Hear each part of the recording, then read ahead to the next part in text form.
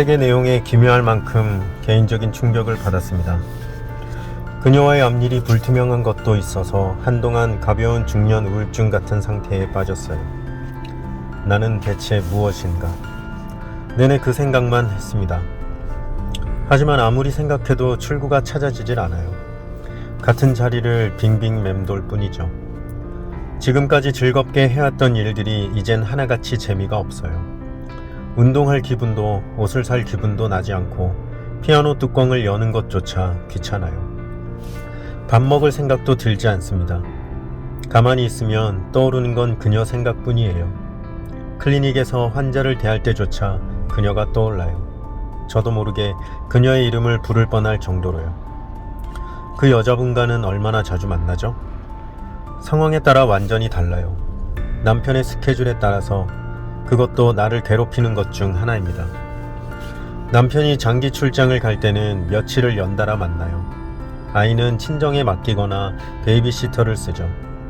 하지만 남편이 국내에 있으면 몇 주일씩 못 보기도 해요. 그런 시기는 무척 힘이 듭니다. 이대로 그녀를 두 번 다시 못 보는 게 아닐까 생각하면 진부한 표현이라 죄송하지만 몸이 둘러 갈라지는 것만 같아요. 나는 말없이 그의 이야기에 귀를 기울였다. 그가 고른 표현은 흔한 것이기는 해도 진부하게 들리지는 않았다. 오히려 매우 리얼하게 와닿았다. 그는 천천히 숨을 들이쉬고 다시 내쉬었다. 나에게는 거의 항상 걸프렌드가 여럿 있었어요. 어이없게 생각하실지 모르겠지만 많을 때는 4-5명까지 있었습니다. 누구 하나를 만나기 힘들 때는 다른 여자를 만났죠. 별 문제 없이 그렇게 지내왔어요. 하지만 그녀에게 마음을 빼앗긴 뒤로는 다른 여자들에게선 신기할 만큼 아무런 매력도 느끼지 못합니다. 다른 여자를 만나도 내 머릿속 어딘가에는 항상 그녀의 모습이 있어요. 그걸 몰아낼 수가 없어요. 정말이지 중증입니다. 중증. 나는 생각했다. 도카이가 전화를 걸어 구급차를 부르는 광경이 눈앞에 떠올라. 여보세요. 구급차 좀 빨리 보내주세요. 정말이지 중증입니다. 숨을 쉴 수가 없고 당장이라도 가슴이 둘러 갈라질 것 같고. 그는 말을 이었다. 한 가지 큰 문제는 그녀를 알면 알수록 점점 더 그녀가 좋아진다는 겁니다. 1년 반을 사귀었는데 처음 만났을 때보다 훨씬 더 깊이 그녀에게 빠져 있어요. 이젠 그녀의 마음과 내 마음이 뭔가로 단단히 묶여버린 느낌이에요. 그녀의 마음이 움직이면 내 마음도 따라서 당겨집니다. 로프로 이어진 두 척의 보트처럼. 줄을 끊으려 해도 그걸 끊어낼 칼 같은 것은 어디에도 없어요. 이런 건 지금까지 한 번도 맛본 적 없는 감정입니다. 그게 나를 불안하게 만들어요.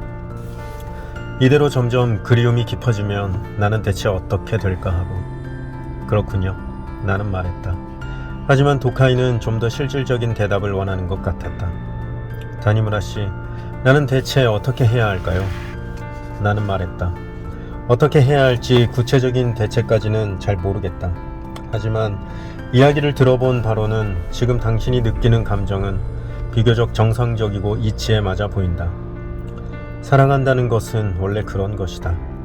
자기 마음을 컨트롤할 수 없고 그래서 불합리한 힘에 휘둘리는 기분이 든다. 즉 당신은 딱히 일반 상식에서 벗어나 이상한 체험을 하고 있는 것이 아니다. 그저 한 여자를 진지하게 사랑하는 것뿐이다. 사랑하는 누군가를 잃고 싶지 않다. 언제까지고 그 사람을 만나고 싶다.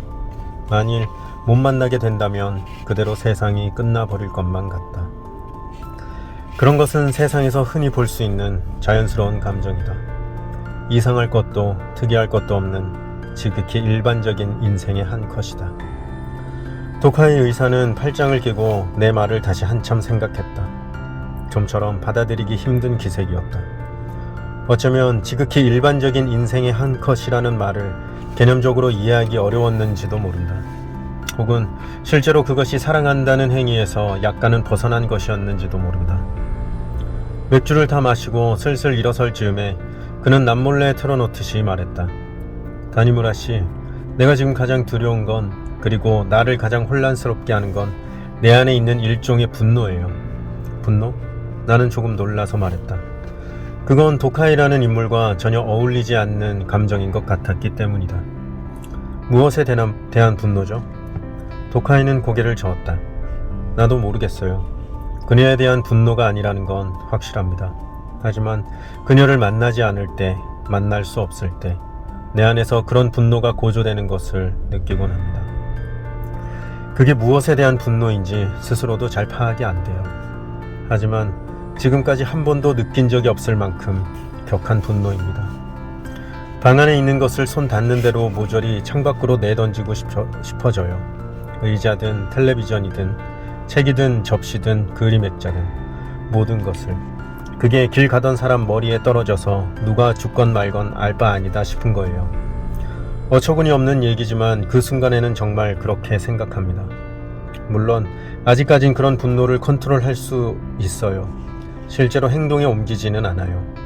하지만 언젠가 더는 컨트롤할 수 없는 날이 올지도 모릅니다. 그 바람에 누군가를 정말로 다치게 할 수도 있어요. 나는 그게 너무나 두렵습니다. 그러느니 차라리 나 자신이 다치는 쪽을 택할 겁니다. 그 말에 내가 뭐라고 대답했는지는 잘 기억나지 않는다. 아마 무난한 위로의 말을 했을 것이다. 그가 말하는 분노가 대체 무엇을 의미하는지, 무엇을 시사하는지 그때는 제대로 이해하지 못했으니까. 좀 더 확실히 말해줬더라면 좋았을지도 모른다. 하지만 설령 내가 좀 더 확실히 말을 해주었다 해도 그가 그 뒤에 밟아간 운명이 바뀌는 일은 아마도 없었을 것이다. 그런 느낌이 든다. 우리는 계산을 하고 가게를 나와 각자의 집으로 돌아갔다. 그는 스쿼시 라켓 케이스를 들고 택시에 올라 차 안에서 내게 손을 흔들었다. 그것이 내가 마지막으로 본 도카이 의사의 모습이었다. 아직 늦더위가 남아있는 9월 말쯤의 일이다. 그 뒤 도카이는 스포츠 센터에 나오지 않았다. 나는 그를 만나려고 주말마다 스포츠 센터에 들렀지만 그는 없었다. 주위 사람들도 그의 소식을 알지 못했다. 하지만 그건 스포츠 센터에서는 종종 있는 일이다. 내내 나오던 사람이 어느 날부터 보이지 않는다. 스포츠 센터는 직장이 아니다. 나오든 나오지 않든 개인의 자유다. 그래서 나도 크게 마음이 쓰이지는 않았다. 그렇게 2달이 지나갔다. 11월 말의 금요일 오후 도카이 비서에게서 전화가 왔다. 그의 이름은 고토라고 했다. 목소리가 나지막하고 매끄러웠다. 그 목소리에 나는 베리 화이트의 음악을 떠올렸다. 심야 FM 방송에서 자주 나올 듯한 음악. 갑작스럽게 전화로 이런 말씀을 드리게 되어 마음이 무겁습니다. 도카이 씨가 지난주 목요일에 돌아가셔서 이번 주 월요일에 가족들끼리 조용히 장례를 치렀습니다. 돌아가셨다고요? 나는 어리둥절해서 물었다. 2달 전에 마지막으로 만났을 때는 건강해 보였는데 대체 무슨 일이죠? 고토는 전화 너머에서 잠시 침묵했다. 그러고는 입을 열었다. 사실은 도카이 씨가 생전에 다니무라 씨에게 전해달라고 맡기신 물건이 있습니다. 염치 없는 부탁이지만 어디서 잠깐 뵐 수 있을까요? 만나 뵙고 자세한 말씀 드리겠습니다. 언제 어디든 제가 찾아뵙겠습니다. 오늘 당장 만나는 건 어떠냐고 나는 물었다. 그것도 좋다고 고토는 말했다. 나는 아오야마 거리 한 블록 뒤에 있는 카페테리아를 알려주었다. 시간은 6시. 거기라면 방해받는 일 없이 느긋하게 조용히 이야기를 나눌 수 있다. 고토는 그 가게는 모르지만 아마 쉽게 찾아갈 수 있을 거라고 말했다. 6시 5분 전에 카페테리아에 들어서자 그는 자리에 앉아있다가 나를 보고 재빨리 일어섰다. 전화로 들은 목소리가 낮아서 탄탄한 체격의 남자를 상상했는데 실제로 보니 키가 크고 호리호리한 남자였다. 도카이에게서 들은 대로 얼굴은 상당히 핸섬했다. 갈색 울 양복을 입고 흰색 버튼 다운 셔츠에 어두운 겨자색 넥타이를 맸다. 빈틈없는 차림새였다. 약간 긴 편인 머리도 잘 정돈되어 있었다. 앞머리는 자연스럽게 이마로 내려와 있었다. 나이는 30대 중반. 도카이에게서 게이라는 얘기를 듣지 않았더라면 극히 평범한 멋쟁이 청년으로 보였을 것이다. 수염도 짙어 보였다. 그는 더블 에스프레소를 마시고 있었다. 나는 고토와 간단한 인사를 나누고 마찬가지로 더블 에스프레소를 주문했다. 너무 갑작스럽게 돌아가셨군요. 나는 말했다. 청년은 강한 빛을 정면으로 받은 것처럼 눈을 가느스름하게 떴다. 네, 그렇습니다. 정말 갑작스럽게 돌아가셨어요. 놀랄 만큼. 하지만 그와 동시에 무척 오랜 시간이 걸린 고통스러운 죽음이기도 했습니다. 나는 이어질 설명을 말없이 기다렸다. 그러나 그는 아직 의사의 죽음에 대해 자세히 얘기하고 싶지 않은 눈치였다. 저는 도카이 선생님을 진심으로 존경했습니다. 청년은 화제를 바꾸려는 듯이 말했다. 의사로서도 인간으로서도 정말 훌륭한 분이었어요. 많은 것을 자상하게 가르쳐 주셨지요. 10년 가까이 클리닉에서 일했는데 만약 그분을 만나지 못했더라면 지금의 저는 없었을 겁니다. 표리부동이라고는 모르는 솔직한 분이었어요. 늘 웃는 낯에 권위적이지도 않고 격이 없이 주위를 배려해 주셔서 누구나 선생님을 좋아했죠. 선생님이 누군가의 험담을 하는 건 한 번도 들은 적이 없습니다. 그러고 보니 나도 그가 누군가를 나쁘게 말하는 건 들은 적이 없었다. 도카이 씨에게 말씀 많이 들었어요. 나는 말했다. 고토 씨가 없었으면 클리닉 운영도 힘들었을 것이고 사생활도 엉망이 되었을 거라고. 내가 말하자 고토의 입가에 씁쓸한 웃음이 옅게 떠올랐다. 아니요. 저는 그렇게 변변한 사람이 못 됩니다. 그저 뒤에서 성심껏 선생님을 도와드리려 했을 뿐이죠. 그러기 위해 저 나름대로 열심히 노력했습니다. 그게 제 기쁨이기도 했고요. 웨이트리스가 에스프레소 잔을 놓고 가자 그는 드디어 의사의 죽음에 대해 입을 열었다. 맨 처음 알아챈 변화는 선생님이 점심을 드시지 않는다는 거였어요. 그전에는 매일 점심시간이면 간단히라도 꼭 챙겨 드셨거든요. 아무리 일이 바빠도 식사는 꼬박꼬박 챙기시는 편이었어요. 그런데 언젠가부터 점심을 아예 안 드시는 거예요. 뭐 좀 드셔야지요 라고 권해도 걱정할 거 없어. 식욕이 좀 없어서 그래 하시면서. 그게 10월 초의 일입니다. 그 변화에 저는 불안했습니다. 선생님은 매일매일 정해진 습관을 바꾸는 걸 그리 좋아하지 않는 분이었으니까요. 일상의 규칙성을 무엇보다 중시하셨죠. 문제는 점심을 거르는 것만이 아니었어요. 어느새 스포츠 센터에도 발길을 끊으셨더군요. 일주일에 사흘은 스포츠 센터에 나가 수영이나 스쿼시, 웨이트 트레이닝을 열심히 하셨는데 그런 것들에 완전히 흥미를 잃으신 눈치였어요. 그리고 옷차림에도 예전처럼 신경을 쓰지 않으셨고요. 늘 깔끔하던 세련된 차림이셨는데 뭐라고 말씀드려야 할까요? 점점 매무새가 흐트러졌어요. 며칠씩 똑같은 옷을 입고 나오시기도 했습니다. 그리고 항상 생각에 잠긴 기색으로 점점 말수가 줄더니 이윽고 거의 입을 열지 않고 멍하니 계시는 때가 많아졌어요. 제가 무슨 말씀을 드려도 전혀 안 들리는 것 같았어요. 퇴근 후에 여자를 만나는 일도 없어져 버렸고요. 고토 씨가 스케줄을 관리했으니 그런 변화는 금세 알 수 있었겠군요. 그렇습니다. 특히 여자분들과의 만남은 선생님에게 하루하루 중요한 이벤트였어요. 이른바 활력의 원천이었죠. 그런데 그게 갑자기 뚝 끊어졌다는 게 아무리 생각해도 심상치 않았습니다. 52살이면 아직 그리 많은 나이는 아니지요. 도카이 선생님이 예전부터 여자 관계에 상당히 적극적이셨다는 건 다니무라 씨도 알고 계시죠? 그런 얘기를 굳이 감추지 않는 사람이었으니까요. 자랑했다는 게 아니라 그만큼 솔직했다는 뜻에서. 고토 청년은 고개를 끄덕였다. 네, 그런 면에서 무척 솔직한 분이었어요. 제게도 곧잘 이런저런 얘기를 해주셨죠. 그래서 더더욱 저는 선생님의 갑작스러운 변화에 적잖이 충격을 받았습니다. 선생님은 더 이상 제게 아무것도 털어놓지 않았어요. 어떤 일이 있었건 혼자만의 비밀로 끌어안고 계셨죠.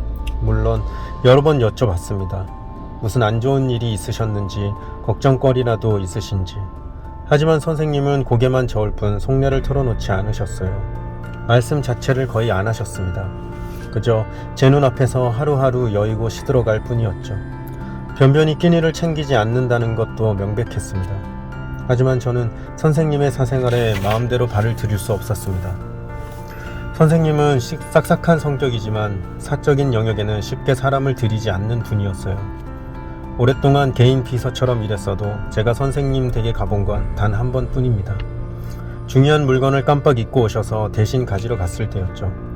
선생님 댁에 자유롭게 드나든 건 아마 가깝게 지내던 여자들 뿐이었을 거예요. 저는 멀리서 혼자 애태우며 짐작하는 수밖에 없었습니다.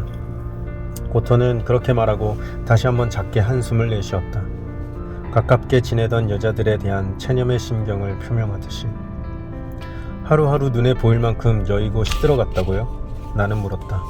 그렇습니다. 눈은 움푹 들어가고 얼굴은 종이장처럼 빛을 잃어갔어요. 다리도 휘청거려서 제대로 못 걸으시고 나중엔 메스도 제대로 들 수 없을 정도였어요. 물론 수술 같은 걸 하실 상태가 아니었죠. 다행히 실력 있는 어시스턴트가 있어서 우선은 그가 선생님 대신 집도했습니다. 하지만 언제까지나 그럴 수는 없었어요. 제가 여기저기에 전화해서 예약을 모두 취소하고 클리닉은 실질적으로 휴업 상태에 들어갔습니다. 얼마 지나자 선생님은 클리닉에도 나오지 않으셨어요. 그게 10월 말 무렵입니다. 댁에 전화해도 아무도 받질 않았어요. 꼬박 이틀 동안 연락이 되지 않았죠. 저한테 맡겨두신 집 열쇠가 있어서 사흘째 되는 날 아침에 그걸로 문을 따고 댁에 들어갔습니다. 사실은 안 될 일이지만 걱정이 돼서 견딜 수가 있어야지요. 문을 열자마자 심한 냄새가 풍겨왔습니다. 집안이 온통 어질러져 있었어요. 벗어놓은 옷들이 그대로 뒹굴고 있었죠. 양복부터 넥타이, 속옷까지. 몇 달은 치우지 않은 것처럼 보였습니다. 창문이 전부 닫혀 있어서 공기가 텁텁하게 고여 있었어요.